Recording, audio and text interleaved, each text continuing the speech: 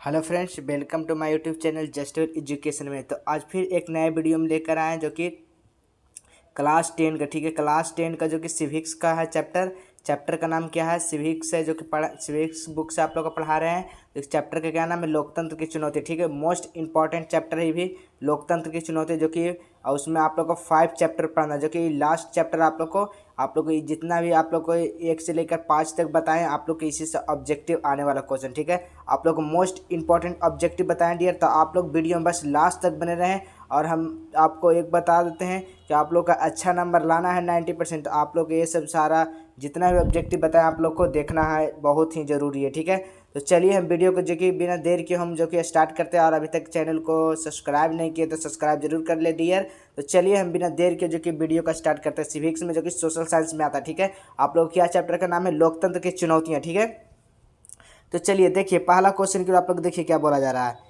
लोकतंत्र जनता का, जनता द्वारा जनता के लिए शासन है। यह कथन किसका है? बताइए किसका है ये कथन? बताइए किसका कथन ये है? इसका राइट आंसर क्या हो जाएंगे? तो किसका कथन है? तो अब्राहम लिंकन के। ठीक है, अब्राहम लिंकन के। इसका राइट आंसर क्या हो जाएंगे डियर? ऑप्शन नंबर बी हो जाएंगे करेक्ट डियर। चलिए नेक्स्ट क्वेश्चन की ओर। क्षेत्रवाद की भावना का एक कुपरिणाम है। बताइए क्षेत्रवाद की भावना का एक कुपरिणाम है, क्या हो जाएंगे? क्या कि कुपरिणाम क्या है? बताइए। तो क्या हो जाएंगे? अलगाववाद हो जाएंगे। ठीक है, अलगाववाद हो जाएंगे। इसका राइट आंसर क्या हो जाएंगे डियर? ऑप्शन नंबर डी हो जाएंगे, बिल्कुल करेक्ट दिए। आप लोग एग्जाम में धुआं धुआं कर देंगे ये सब क्वेश्चन को अगर देख कर जाते हैं। ठीक है, लोकतंत्र की सफलता निर्भर करती है। बताइए लोकतंत्र की जो सफलता निर्भर करती है किस पे करती है डियर? बताइए। तो नागरिकों को विवेकपूर्ण सहभागिता पर करता है। ठीक है, सहभागिता। इसका राइट आंसर क्या हो जाएगा डियर? ऑप्शन नंबर सी हो जाएगा डियर। आप लोग जितना ही ऑब्जेक्टिव बता रहे हैं आप लोग को इसी से ऑब्जेक्टिव आएगा। आप लोग इससे एक भी बाहर ऑब्जेक्टिव नहीं आने वाले डियर। आप लोग ये मन में आप लोग ठान लीजिएगा। ठीक है, जो भी बता रहे हैं आप लोग को इसी से ऑब्जेक्टिव आता है और इसी से आएगा। ठीक है, चलिए नेक्स्ट क्वेश्चन क्यों। लोकतंत्र की सफलता निर्भर करती है क्या पर निर्भर करती है? बताइए लोकतंत्र की जो सफलता निर्भर करती है क्या करती है? देखिए डबल बार क्वेश्चन छप के क्या करती है? तो नागरिकों को विवेकपूर्ण सहभागिता पर करती है। ठीक है, चलिए नेक्स्ट क्वेश्चन की ओर, जो कि आप लोग को 25 ऑब्जेक्टिव बताने वाले हैं इस चैप्टर से, लोकतंत्र की चुनौतियों से। ठीक है, वो भी मोस्ट इंपॉर्टेंट ऑब्जेक्टिव। ठीक है, चलिए नेक्स्ट क्वेश्चन की ओर।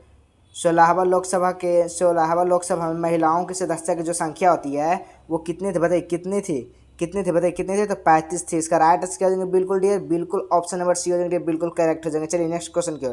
क्षेत्रवाद की भावना का एक कुपरिणाम है। बताइए क्षेत्रवाद की भावना का एक कुपरिणाम है, क्या हो जाएंगे? इसका राइट आंसर डियर बताइए। तो अलगाववाद हो जाएंगे। ठीक है, अलगाववाद। इसका राइट आंसर क्या हो जाएगा? ऑप्शन नंबर डी हो जाएगा, मोस्ट इंपॉर्टेंट ऑब्जेक्टिव डियर। चलिए नेक्स्ट क्वेश्चन की ओर।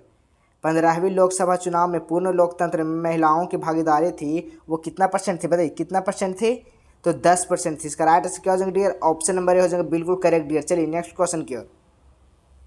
नेपाल में कितने साल पुराने राज्य, क्या बोला? नेपाल में कितने साल पुराने राजशाही को खत्म कर लोकतांत्रिक देश के रूप में स्थापित किया गया? बताइए कितना साल बाद स्थापित किया गया था? बताइए। तो 240 साल बाद। ठीक है, इसका राइट आंसर क्या हो जाएगा? ऑप्शन नंबर सी हो जाएगा, बिल्कुल डियर करेक्ट हो जाएंगे। चलिए नेक्स्ट क्वेश्चन की ओर। एक नए विश्व सर्वेक्षण के आधार पर भारतवर्ष में मतदान की जो संख्या होती है वो लगभग कितना करोड़? बताइए कितना करोड़ है? तो 71 करोड़ लगभग। इसका राइट आंसर क्या हो जाएगा डियर? ऑप्शन नंबर बी हो जाएगा, बिल्कुल करेक्ट डियर। चलिए नेक्स्ट क्वेश्चन की ओर देखिए। नेक्स्ट क्वेश्चन क्या बोला जा रहा है? निम्नलिखित में से कौन सा कारक लोकतंत्र की चुनौतियां नहीं है? बताइए कौन सा जो लोकतंत्र की चुनौतियां नहीं है? बताइए कौन सा लोकतंत्र की चुनौतियां नहीं है? तो देश प्रेम है जो लोकतंत्र की चुनौतियां नहीं है। ठीक है, इसका राइट आंसर क्या हो जाएंगे? ऑप्शन नंबर सी हो जाएंगे, बिल्कुल डियर, बिल्कुल करेक्ट हो जाएंगे। चलिए नेक्स्ट क्वेश्चन की ओर। भारतीय लोकतंत्र में कितने अंग होते हैं? बताइए भारतीय लोकतंत्र में जो अंग हो जाएंगे वो कितने होते हैं डियर? तो 3 होते हैं। इसका राइट आंसर क्या हो जाएंगे? ऑप्शन नंबर बी हो जाएंगे, बिल्कुल करेक्ट डियर। चलिए नेक्स्ट क्वेश्चन की ओर। विश्व का सबसे बड़ा लोकतांत्रिक देश कौन है? बताइए विश्व का जो सबसे बड़ा लोकतांत्रिक देश हो जाएगा वो क्या है? तो वो भारत है। इसका राइट आंसर क्या हो जाएंगे? ऑप्शन नंबर सी हो जाएंगे डियर, बिल्कुल करेक्ट हो जाएंगे। चलिए नेक्स्ट क्वेश्चन की ओर। पुष्प कमल दहल प्रचंड किस देश की माओवादी नेता है? बताइए किस देश के माओवादी नेता है? बताइए किसका है? तो मोरक्को की है। इसका राइट आंसर क्या हो जाएंगे? सॉरी, मोरक्को का नहीं होगा। कौन सा देश का है? बताइए कौन सा देश का है?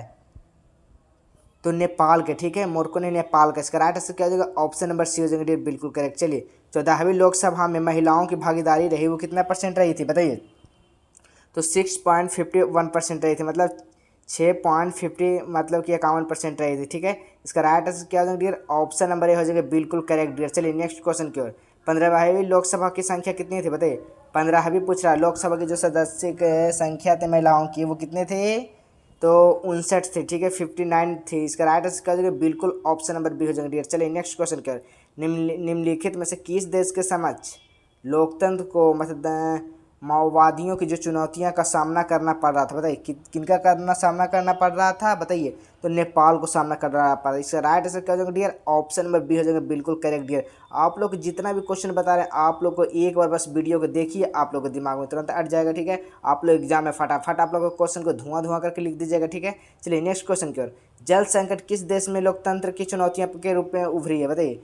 किस देश के मतलब जल संकट किस लोकतांत्रिक चुनौतियों के रूप में उभरी है, तो बोलीविया को। ठीक है, बोलीविया को। इसका राइट आंसर क्या हो जाएंगे डियर, ऑप्शन नंबर डी हो जाएंगे, बिल्कुल करेक्ट हो जाएंगे।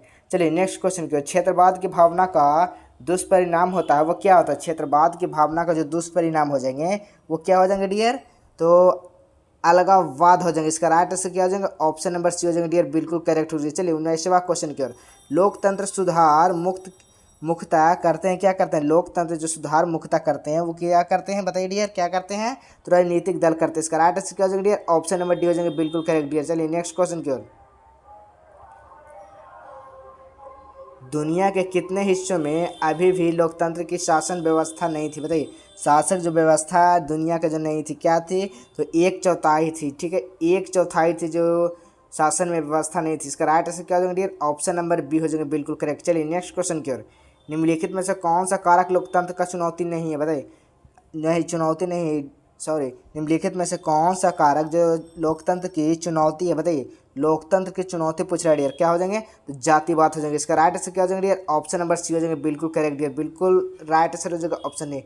चलिए नेक्स्ट क्वेश्चन की ओर। लोकतंत्र के मार्ग पर सबसे बड़ा बाधा क्या था बताइए। लोकतंत्र के मार्ग पर जो सबसे बड़ा बाधा था वो क्या था, तो जातिवाद एवं क्षेत्रवाद था। ठीक है, इसका राइट आंसर क्या हो जाएंगे डियर, ऑप्शन नंबर डी हो जाएंगे, बिल्कुल करेक्ट डियर। चलिए नेक्स्ट क्वेश्चन की ओर।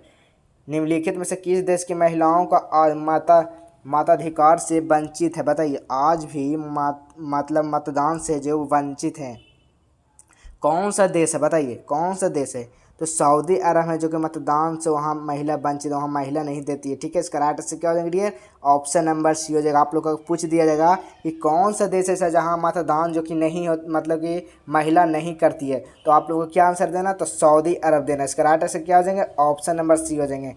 चलिए नेक्स्ट क्वेश्चन की ओर। नए विश्व सर्वेक्षण के अनुसार भारत में मतदानों की जो संख्या है वो कितने करोड़ है डियर बताइए, कितने करोड़ है बताइए, कितना करोड़ है, तो करीब 71 करोड़ है। ठीक है, इसका राइट आंसर क्या हो जाएंगे डियर, ऑप्शन नंबर ए हो जाएंगे, बिल्कुल करेक्ट डियर। चलिए नेक्स्ट क्वेश्चन की ओर। 15वीं लोकसभा में महिलाओं की जो भागीदारी थी वो कितनी थी बताइए, कितनी थी, तो 10.86 थी। ठीक है, आप लोग को 10.86% थी। इसका राइट आंसर क्या हो जाएगा डियर, ऑप्शन नंबर बी हो जाएगा।